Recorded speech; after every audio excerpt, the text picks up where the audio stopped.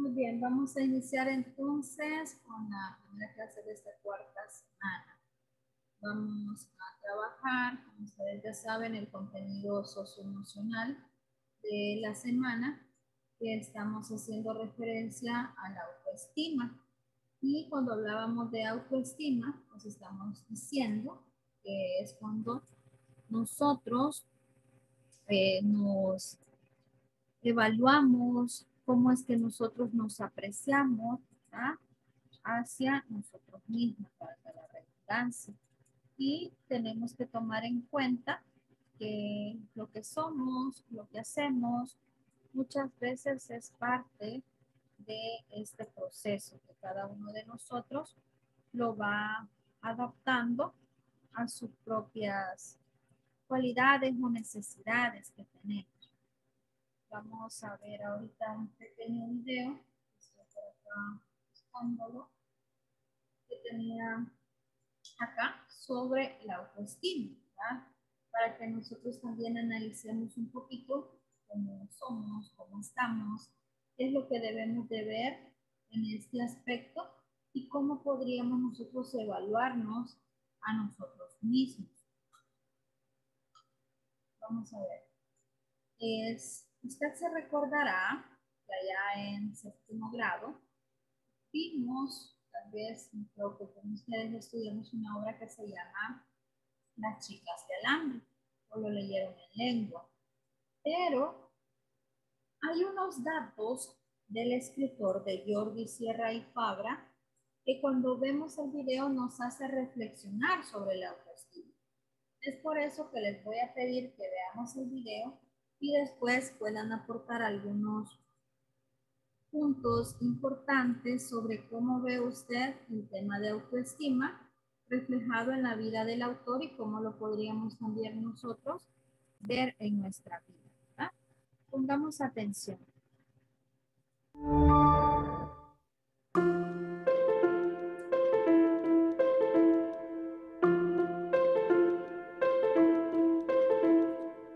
Me llamo Jordi Sierra y Fabra y soy escritor. Llevo escribiendo desde que tengo 8 años y no voy a parar de escribir. Soy tartamudo, ¿a que no lo parece? Pues no es broma, no podía hablar. Con 8, 9 o 15 años yo no podía hablar. Sigo siendo tartamudo. Lo bueno es que me reciclé, llegué a ser locutor de radio, pero aquí entre amigos igual de vez en cuando tartamudeo. Tenía más problemas cuando era niño. Éramos pobres, televisión en mi casa no había, jugar en la calle no, me podía pillar un coche, estaba siempre en mi casa solo y leyendo. Soy hijo único, además. A mí leer me salvó la vida. Devoraba libros sin parar. Me di cuenta, afortunadamente, de que yo estudiando era un burro integral. Pero todo lo que leía se me quedaba aquí y aquí. Lo absorbía, lo absorbía. En mi barrio, biblioteca no había, ni en mi colegio. Así que yo tenía que ir cada día a mis vecinos, me daban pan seco, diarios viejos, iba a un trapero, lo vendía, me daban 2 reales cada tarde por lo que vendía de pan seco y diarios viejos. Sí había en mi barrio una librería de segunda mano. Para mí aquel lugar era un paraíso. Yo entraba en aquel sitio y quería leer todos aquellos libros, todos. Escribiendo no tartamudeaba. Eso era genial para un crío de 8 años tartamudo. Y eran tartamudos los que no podía hablar, o sea, me quedaba bloqueado, me dejaba de respirar, hacía... Y me quedaba así, era muy duro. Así que para mí escribir era la salvación. Mi padre me prohibió escribir. Yo le dije, papá, aunque sea poco, ganaré algo, ¿no? Quería ser escritor, no rico, famoso, eso es otra historia. El arte se mide por lo que sientes al hacerlo, no por lo que te pagan por hacerlo. Mi padre no le culpe nunca de nada, quería lo mejor para su hijo. Mi escuela fue mi gran trauma y lo que me decidió, por fin, a tomarme en serio lo de escribir. Por ejemplo, un profesor de matemáticas que de vez en cuando decía en clase, venga, vamos a reír un rato, cierra la pizarra, vamos a reír un rato. Era el bufón de la clase. Imaginaos cómo era mi escuela. Recuerdo un día que me dijo, 2 y 2, ¿cuántos son? ¿Por qué? Porque para un tartamudo, las palabras que empiezan por C, P o T son impronunciables. 2 y 2 son 4. Yo aquel día dije en clase, y dijo el profe de matemáticas, va a hacer un pato, ¿verdad? Cuidado, era un niño. En clase de lengua, la maestra dijo en clase, venga, redacción, tema libre. Hice un cuento de un marciano verde, peludo, que bajaba de Marte a la Tierra y se perdía. Yo hice té con 12 años. Me la copió Steven Spielberg, que es muy guarro. A mí me clavó un 0. Con un 0, mi padre me mataba. Tuve que decirle, maestra, ¿un 0 por qué? Ortografía, no había faltas, leía cada día. 3 páginas, no, yo 6 folios. Era un tío, ya era incontenible. Vocabulario, alto. Leía en casa el diccionario para buscar palabras nuevas. Mirá si era un bicho raro. Era un 0 injusto. Y le dije, maestra, quiero ser escritor. Me miró y me dijo durante toda la clase, ¿tú escritor, Sierra? Mira, hijo mío, mejor te buscas ya un trabajo porque eres un inútil y lo serás toda tu vida. No sueñes. Es lo peor que se le puede decir a un niño de 12 años. Mi padre me prohibía escribir y según la escuela yo era un ser inferior. Cuidado, en la escuela, además, sufrí palizas por ser tartamudo. Os diré algo, el que pega es un cobarde cagado de miedo, que le tiene tanto pánico a la vida que emplea su violencia para acusar a los demás. Así que recibí muchos golpes y me los tragué. Y esos me hicieron más fuerte, nunca pudieron conmigo. Aquel día, llorando en casa, descubrí que sí, que había una persona que sí creía en mí. ¿Sabéis quién? Yo. Es suficiente. Os diré algo, y me pongo de pie. Vuestro padre es vuestro padre, los jóvenes. Vuestra madre os ha parido. Perfecto. Los profes no son tontos, saben más o menos cómo sois y de qué pie calzáis. Perfecto. Pero cuidado, lo más importante lo sabéis solo vosotros. ¿Y qué es lo más importante? Lo que cada cual tiene aquí dentro y aquí dentro. Esto es vuestra vida, son vuestros sueños. Si estáis seguros de algo, hacedlo. Si creéis en algo, id a por ello. Que no os coman el tarro. Tenéis solo una vida y es corta. Se pasa volando. Haced lo que os gusta. Estoy harto de oír a vuestros padres, los jóvenes, diciéndoos, hijo mío, estudia algo con salida. ¿Qué sois, una autopista o qué? Sed caminos de cabra, id por donde queráis, sed felices. El dinero llega después. Vivimos en un mundo materialista, egoísta, en el que no hay ningún trabajo de hoy en día que dentro de 20 años que os asegure la vida. ¿Qué os va a asegurar la vida? Tener esto abierto, el corazón abierto, el estómago resistente y leer, absorber la vida como esponja.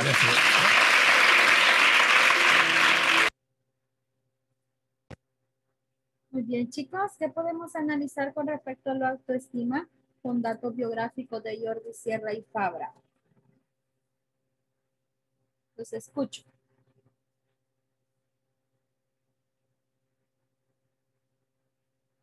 ¿Qué opinan ustedes sobre eso, sobre los datos que él ha dicho? ¿Qué reflexión pueden tomar? Señor, podría opinar yo. Sí. Pues yo digo de que la autoestima, nosotros no como que no tenemos que ver lo que piensan los demás, sino que nosotros creer en nosotros mismos también y querernos tal y como somos, no tener la opinión de los demás por las cosas que nos digan, sino que nosotros tener una autoestima buena, pero no sobrepasarse, sino que estar en un nivel normal. Bien, muchas gracias. ¿Qué más, chicos? ¿Qué más podemos decir de la autoestima?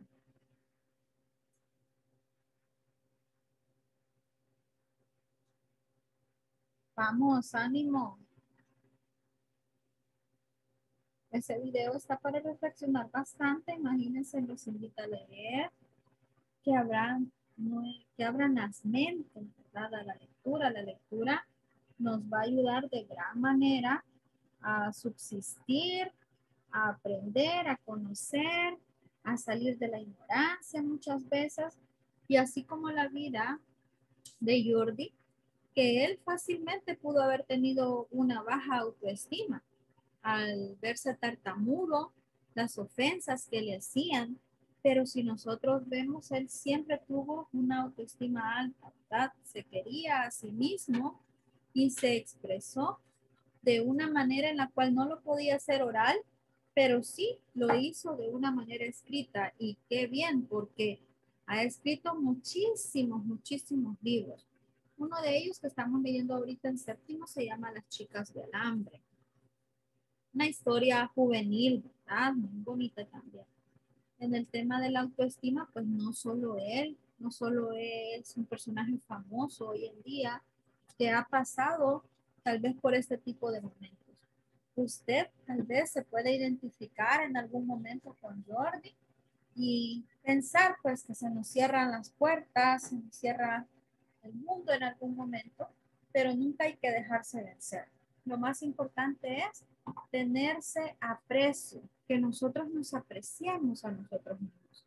Si nosotros no lo hacemos, chicos, muy difícilmente vamos a alcanzar que otra persona lo pueda hacer, ¿no? Es por eso que debemos de tomar en cuenta estas palabras. Bueno, seguimos entonces con nuestra clase.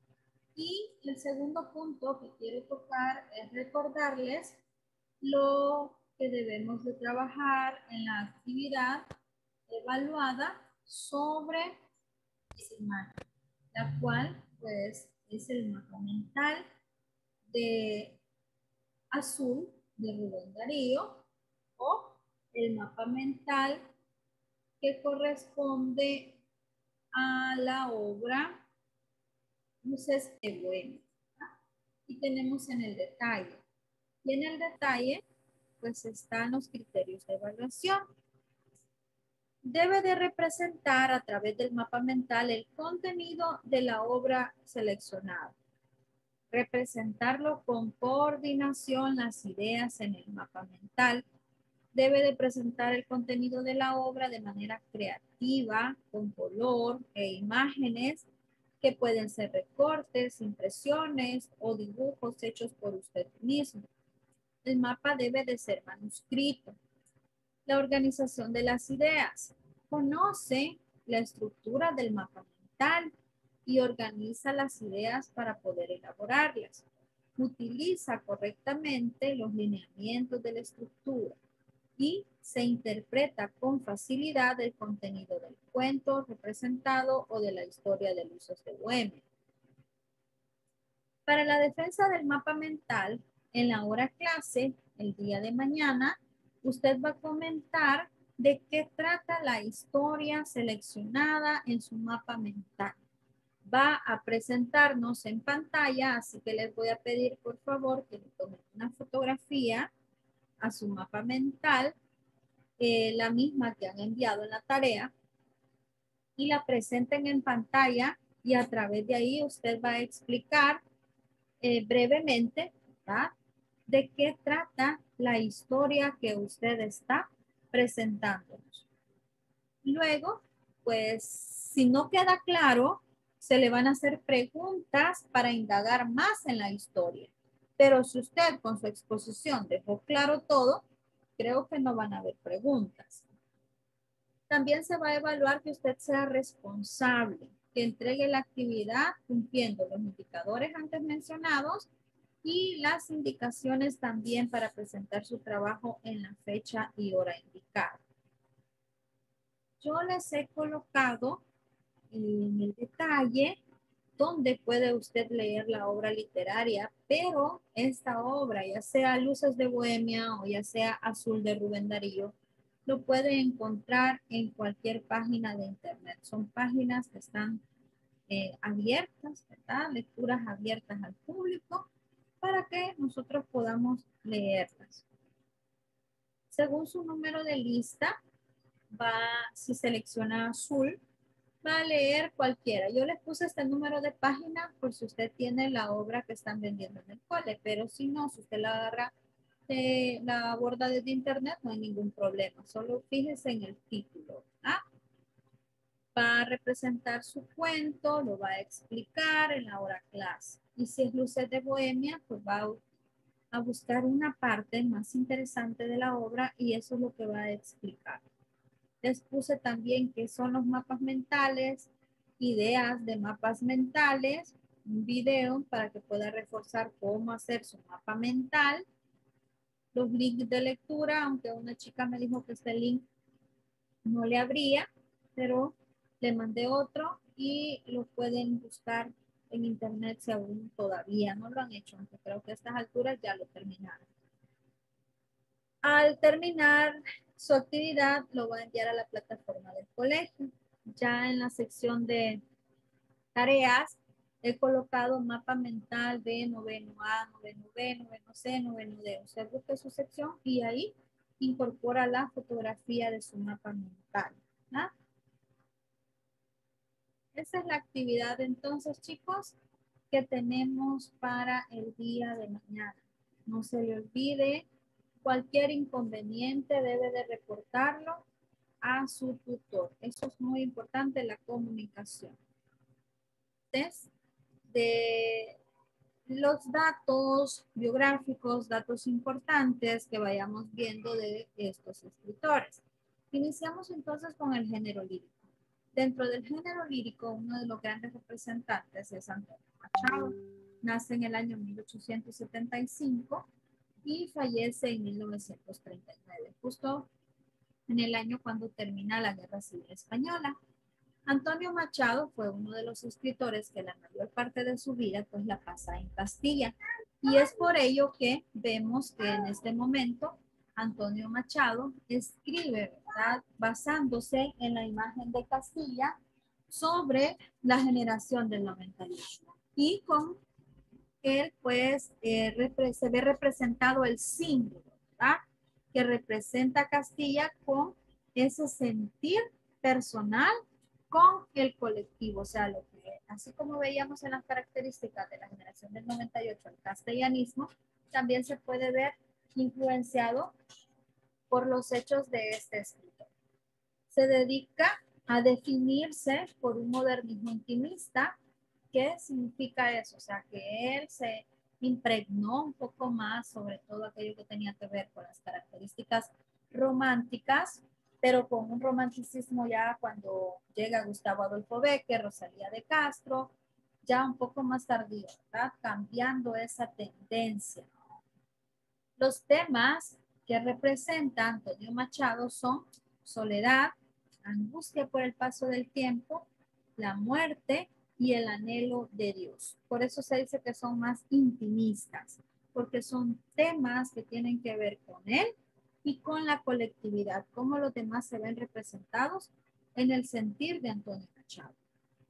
Posteriormente, vamos a ver cómo es que este escritor se empieza ya a interesar por ese malestar que tenían con respecto a la sociedad y buscaba soluciones en el socialismo. Se impregna, ¿verdad?, en esta ideología para poder expresarse sobre lo que se estaba viviendo en el momento.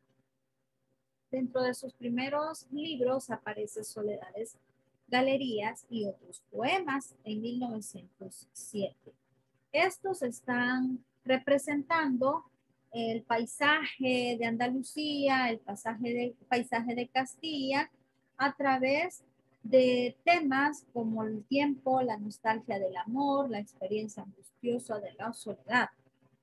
Luego escribe Campos de Castilla, que es una de las obras más relevantes, donde él empieza a añadir temas, ¿verdad?, en esa poesía que está criticando a la sociedad de la época. Y empieza a utilizar algo que se llama como aforismo, que es una sentencia breve que pretende expresar una verdad. Un aforismo muy conocido de Machado es cuando dice: despacito y buena letra, que el hacer las cosas bien importa más que el hacerlas. Entonces podemos ir viendo que a través de esta tendencia, de esta expresión de la renovación de España, también él impregna palabras breves, palabras que tienen que ver con ese sentimiento de él y ese sentimiento poético hacia lo que se estaba viviendo. Es uno, como les comento, de los grandes representantes, ¿verdad?, de la poesía en cuanto a la generación del 98. Vamos a escuchar una canción que yo sé que ustedes tal vez ya la han escuchado, muy bonita, de este escritor y que pues a través, perdón, que se me metió por acá en el anuncio. Entonces, que en este escritor podemos nosotros también evidenciar que sus letras han sido fuente de inspiración para crear la música. Pues como es poesía, es creación de la música también, ¿verdad? Bien, les voy a compartir un ratito.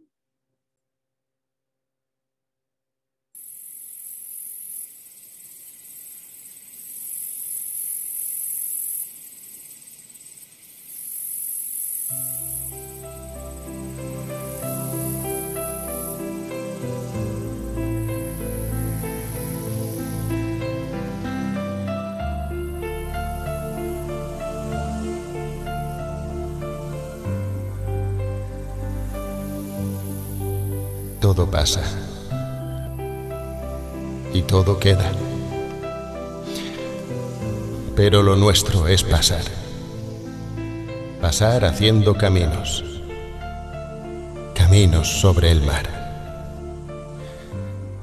Nunca perseguí la gloria, ni dejar en la memoria de los hombres mi canción. Yo amo los mundos sutiles, ingrávidos y gentiles como pompas de jabón. Me gusta verlos pintarse de sol y grana, volar bajo el cielo azul, temblar súbitamente y quebrarse. Nunca perseguí la gloria. Caminante, son tus huellas el camino y nada más. Caminante, no hay camino. Se hace camino al andar. Al andar se hace camino y al volver la vista atrás, se ve la senda que nunca se ha de volver a pisar. Caminante, no hay camino, sino estelas en la mar. Hace algún tiempo, en ese lugar donde los bosques se visten de espinos, se oyó la voz de un poeta gritar: caminante, no hay camino, se hace camino al andar. Golpe a golpe, verso a verso. Murió el poeta lejos del hogar. Le cubre el polvo de un país vecino. Al alejarse le vieron llorar. Caminante, no hay camino, se hace camino al andar. Golpe a golpe, verso a verso. Cuando el jilguero no puede cantar, cuando el poeta es un peregrino, cuando de nada nos sirve rezar, caminante, no hay camino, se hace camino al andar. Golpe a golpe, verso a verso.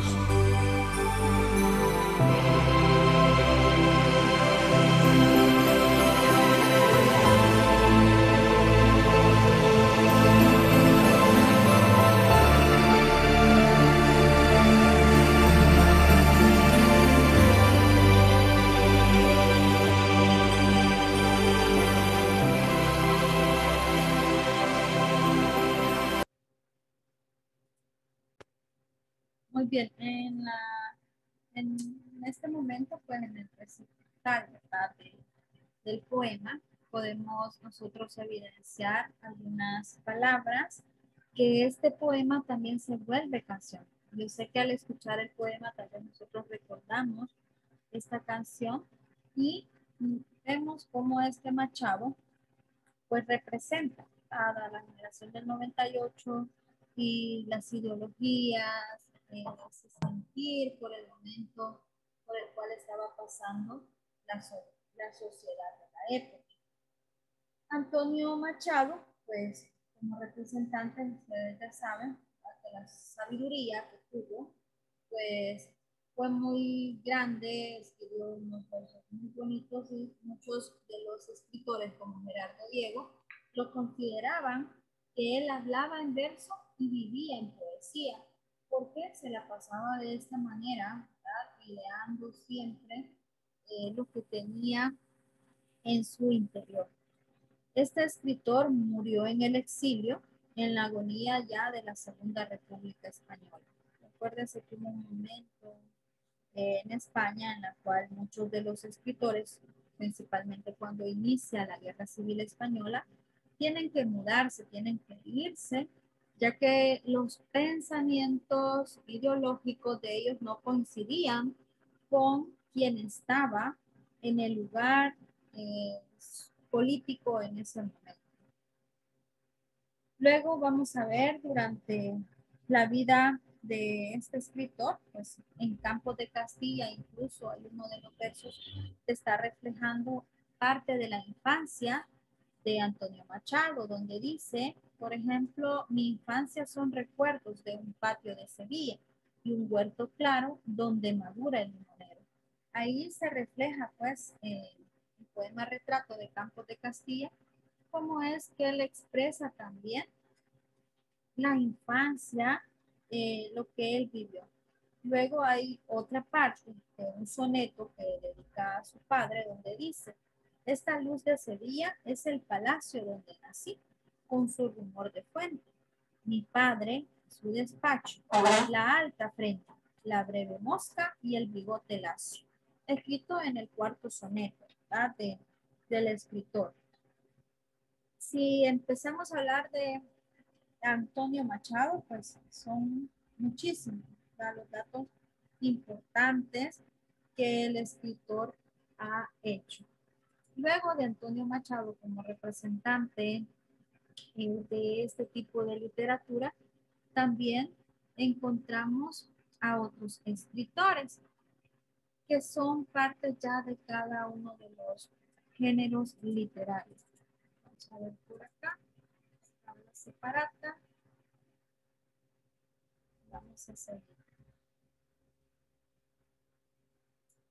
Muy bien, entonces anotemos ahí en el cuadernito, ¿verdad? Los datos que hablábamos del escritor, de Antonio Machado.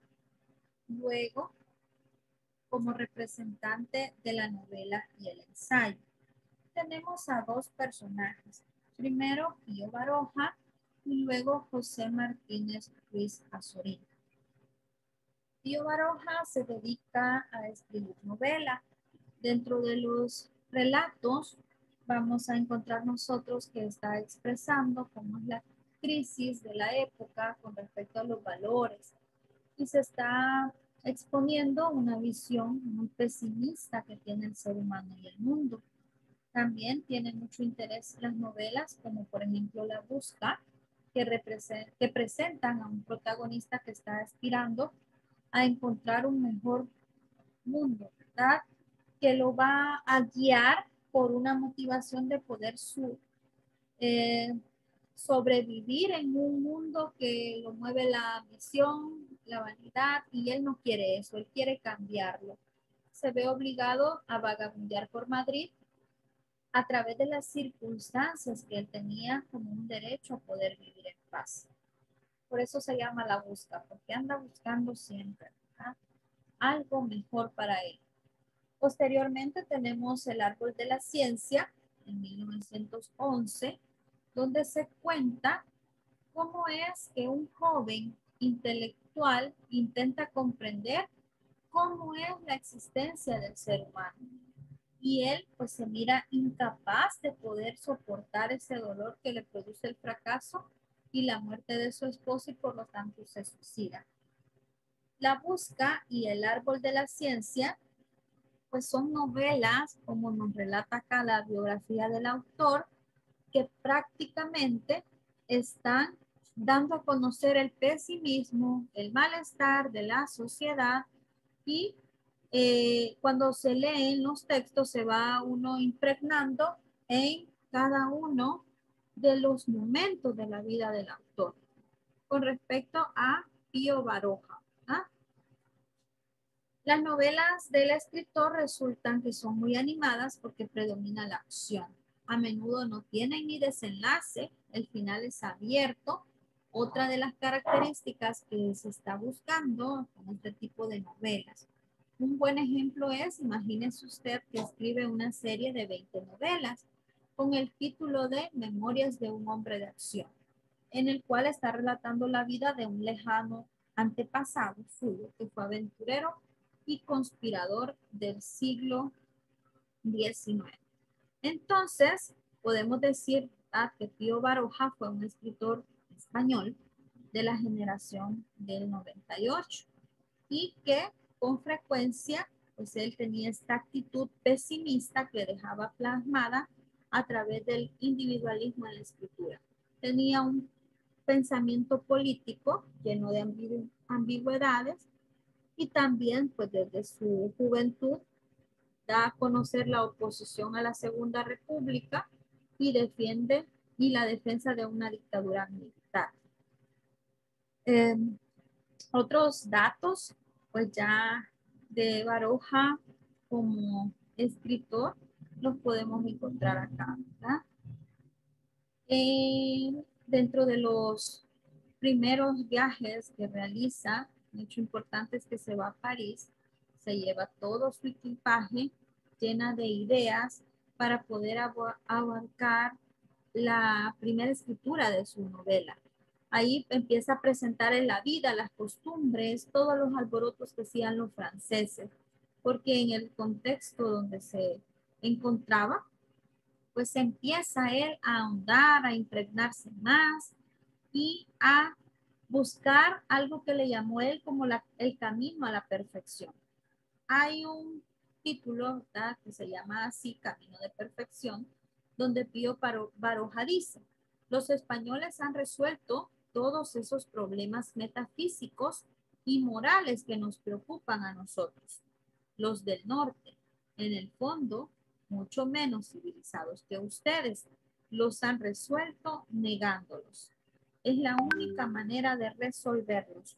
Aquí podemos evidenciar cómo es que él, ¿verdad?, está hablando en esta novela, Camino de Perfección, todo lo que tiene que ver con los personajes, lo importante que fue para él y el personaje que crea, que hace a que siga hablando del contexto histórico de la época y cómo es ese pesimismo que él veía reflejado hacia él. La siguiente clase vamos a seguir con José Martínez Ruiz Azorín, que sería ya la próxima semana, ¿verdad? Porque el día de mañana les recuerdo que vamos a presentar su mapa mental. Debe de estar manuscrito en el cuaderno, o si usted lo quiere hacer en una página de papel bond, en un cartel, le toma una fotografía y lo presenta en pantalla para poder comentar de qué trata. ¿Alguna pregunta, chicos, o comentario que quieran realizar? Aprovechen de preguntar porque después surgen muchas dudas y ustedes no preguntan. Y lo importante no es que se queden con esa duda, ¿verdad?, sino todo lo contrario.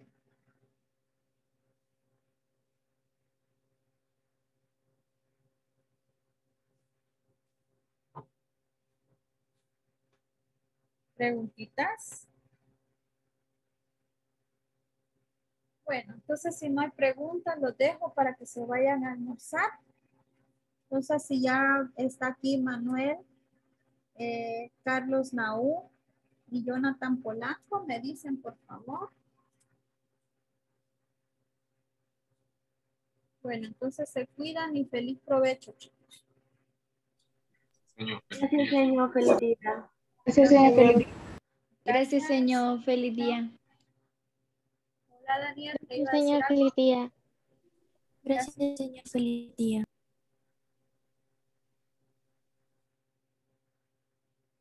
Daniel, ¿me iba a decir algo? Bueno, pues gracias, cuídense.